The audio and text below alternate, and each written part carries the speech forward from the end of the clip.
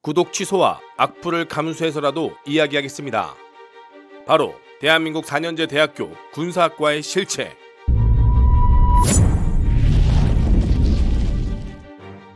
첫 번째, 군사학과의 역사.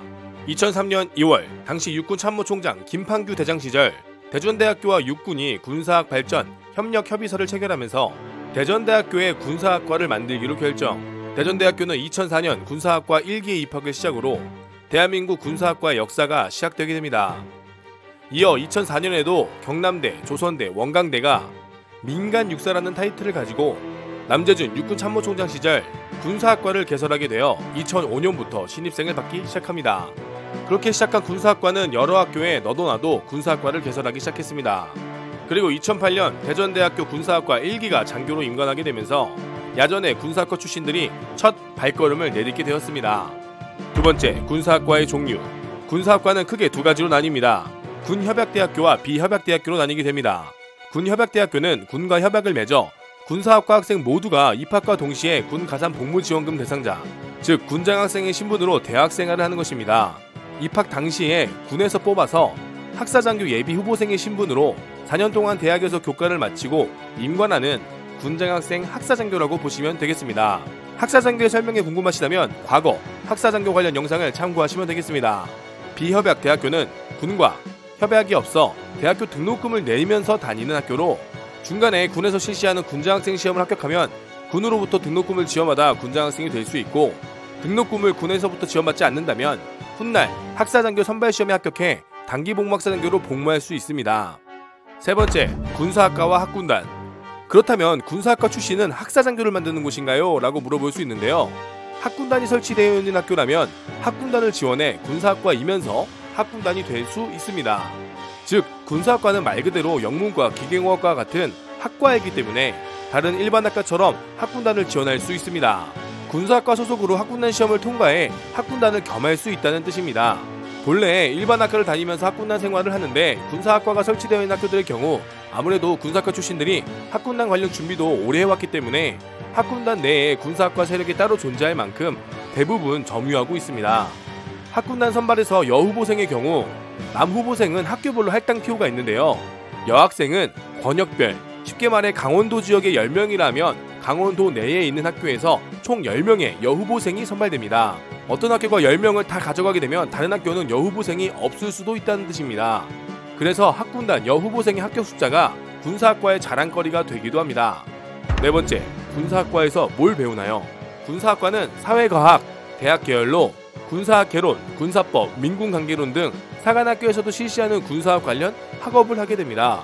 사관학교는 기본적으로 복수전공인데요. 사관학교에서 실시하는 병기본 훈련, 북한군 전술, 아군 전술 등 군사학 전공이 들어가며 사관학교 내에서도 일반 학과가 있어 어문계열, 컴퓨터공학, 기계공학, 국제관계학 등 다양한 일반 학과가 있습니다. 군사학과는 그러한 군사와 관련된 수업을 듣는 학과입니다.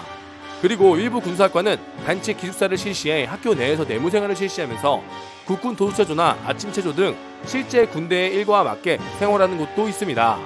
그러한 활동을 통해 일반 학과보다는 조금 더 군인이 되어갈 수 있습니다.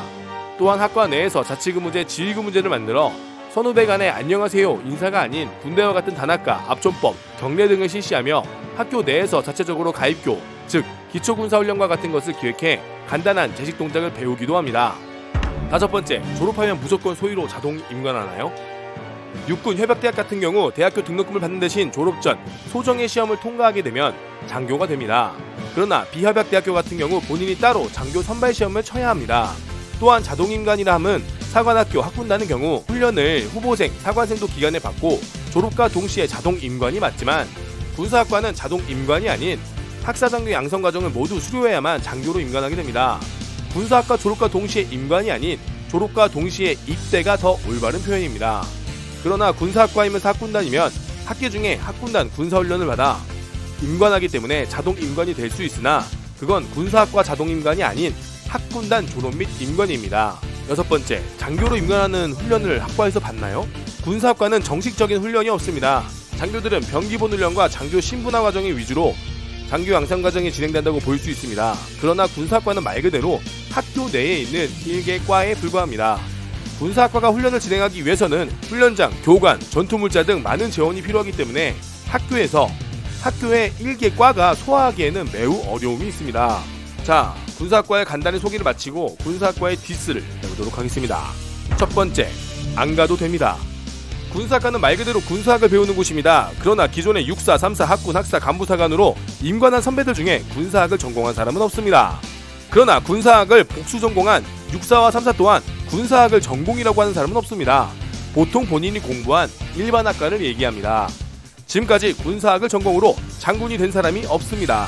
또한 과목은 군사체육, 군사영어, 국방, 조직관리론 등 일반 과목에 군사, 국방을 갖다 붙여 군사학 전공 과목으로 위장하는 경우가 많으며 군사학 학문 자체가 실생활과 많이 동떨어져 있기 때문에 군사학과를 나와서 군인이 아니면 의미가 없는 학과입니다.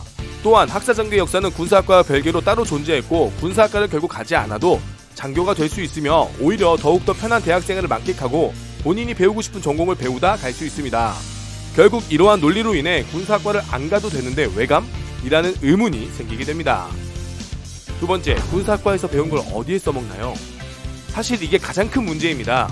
군사학과에서 배운 전공을 써먹을 데가 없다는 겁니다.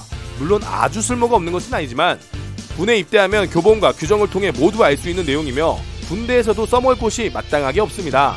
군인은 학문을 다루는 학자가 아닌 무인이 되는 것이 기본이므로 사실 학문은 의미가 없습니다. 그러나 그렇게 군사학과는 보통 복수 전공을 하는데 우리가 직장이 좋아 수입이 좋다면 투잡을 뛰지 않습니다. 그러나 수입이 부족하고 모자람을 느낄 때 우리는 투잡을 뜁니다. 군사학과 학생들이 복수 전공을 하는 이유를 알아야 합니다. 세 번째, 교수의 자질. 군사학과의 교수님들은 대부분 영관급 장교, 즉 중령 대령, 장군급 이상의 장교들이 전역을 하고 교수의 자리로 오게 됩니다. 중령 대령이면 당연히 군사학에 대해서 많이 알며 군에 대해서도 매우 전문가입니다. 그러나 교수는 학자입니다.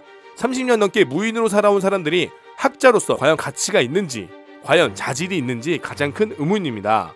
혹자는 군사학과의 탄생이 30년 넘게 근무한 영관 장교들이 교수 소리 들어가며 지내는 멋진 취업 자리를 마련하려고 만든 것이 아니냐라는 말이 나올 정도이며 수많은 군사학과 학생들이 수업이 그냥 교수님들 군대 썰 푸는 수준에 그친다라는 표현이 나올 정도로 학문이 아닌 경험을 썰로 푸는, 심지어 초급 장교는 80년대 전두환 정권 시절 이야기를 하니 교수로서 자질이 과연 맞느냐라는 겁니다.